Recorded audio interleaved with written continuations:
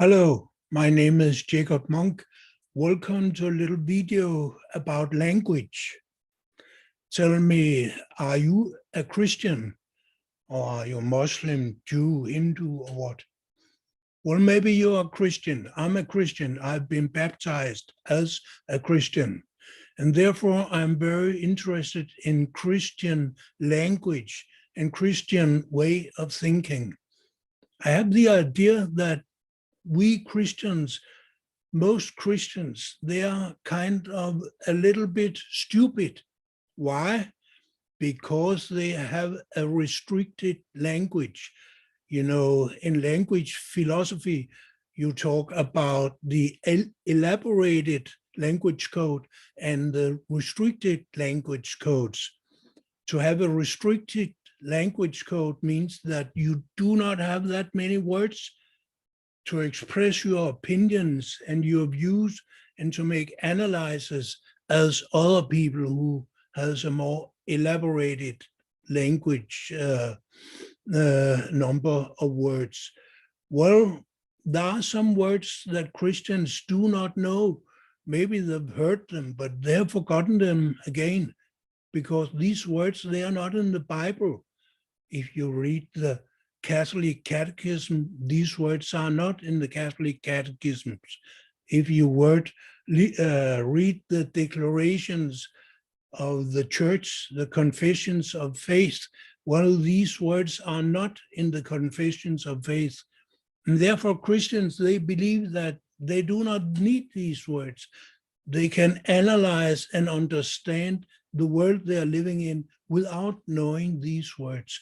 And I'm afraid to say, but this is not true. And I have made a list of some of these words. I suppose there are much more, but I have written here: imperialism, exceptionalism, colonialism, slavery, Russia-phobia, xenophobia, anti-communism, militarism, geopolitics, fascism, occupation, invasion. Well, these words are all words that belong to the analysis of the modern world, the imperialist world, the world where one single state, the superpower number one, USA, they have 800 military bases all around the world. They conquer, bomb, occupy any country they want, and nobody can do anything about it because they are so powerful. Well, the best way to solve this problem, seen from a so-called Christian point of view, is to make people not think about it, to forget it, and not think about it and to forget it. This goal is reached by securing that Christian people do not even know the words they needed to know if they wanted to analyze this situation. For example, Russia-phobia. Russia-phobia is the anti-Russian ideology behind the Cold War.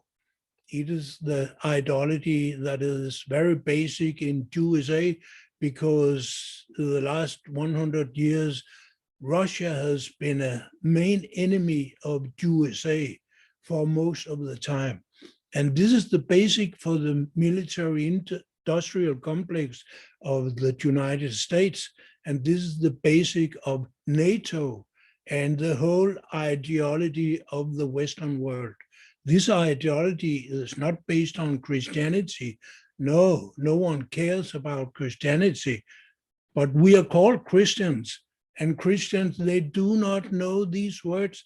They have never heard about Russia-phobia, although every single day you can read in your paper Russia-phobian articles. And in recent years, Russia-phobia has been combined with xenophobia.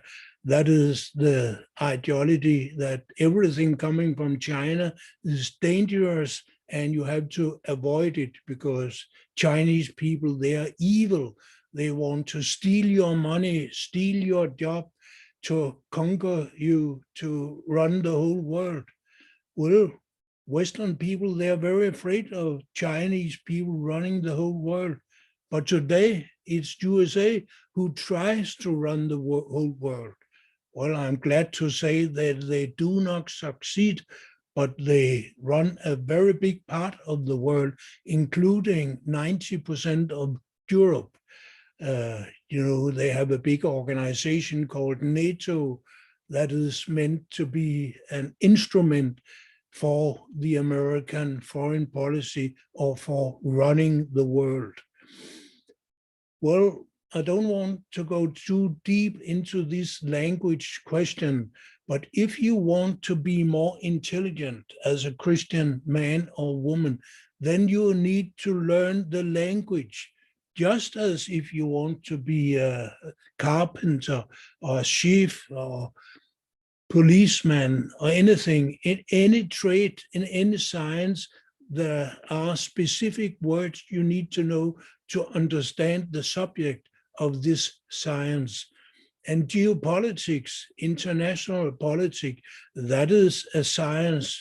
It is the science of politics, just as well as history is a science, and physics is a science, and theology is a science.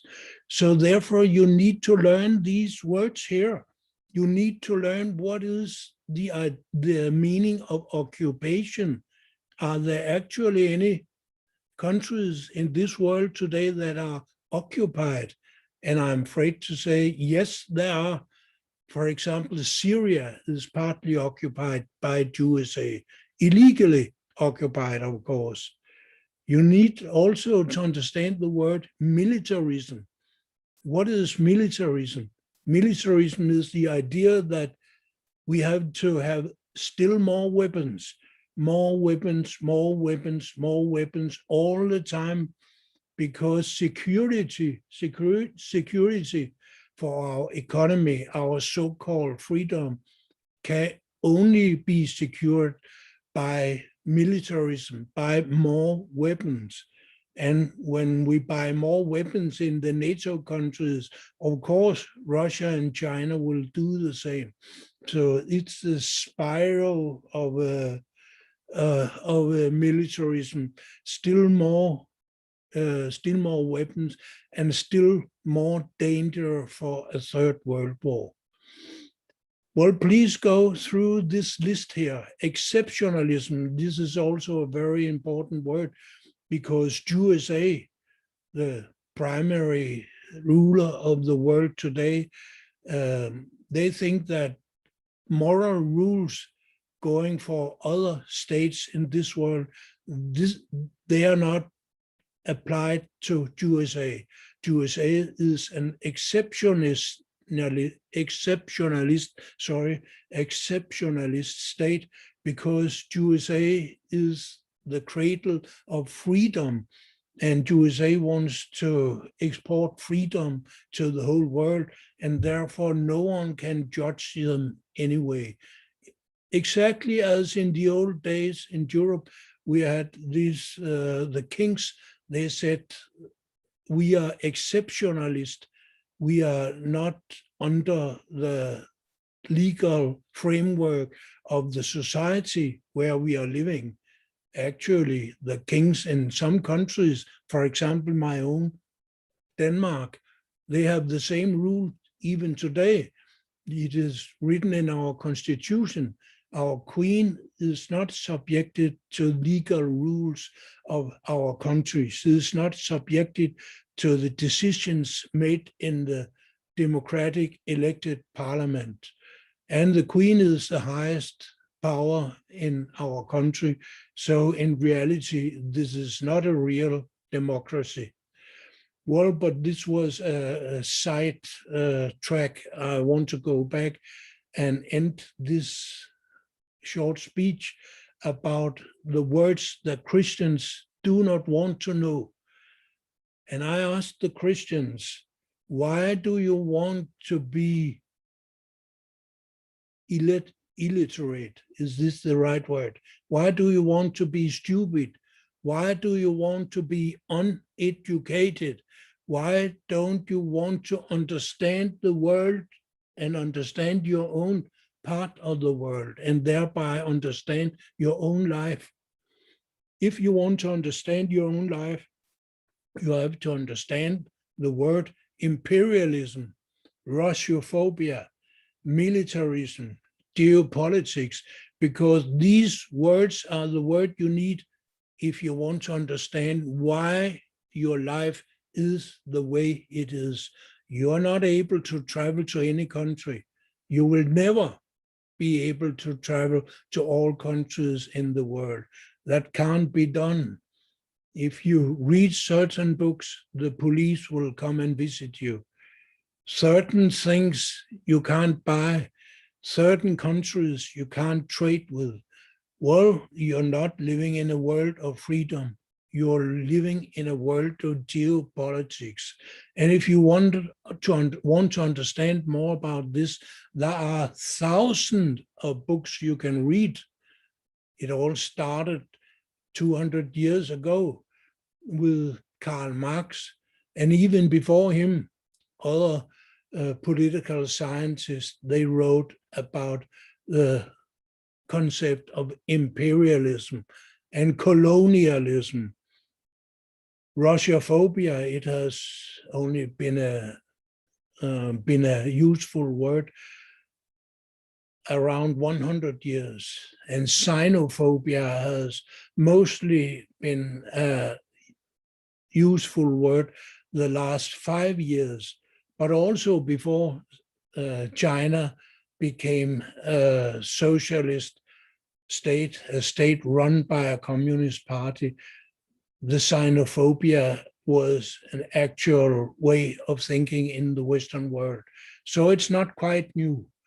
You have to study these words by yourself because it's rather complicated. But first of all, you need to learn the words. Look up in the internet, buy a vocabulary dictionary, and try to study this word. That means you will be a better Christian, because Jesus said that Christians want to spread love all over the world. You want to treat your neighbor as you want him to treat you. And that means you want to spread love and peace and disarmament. That is why you have to elaborate your language to be not only a Christian language, but an intelligent and useful language. Thank you for listening.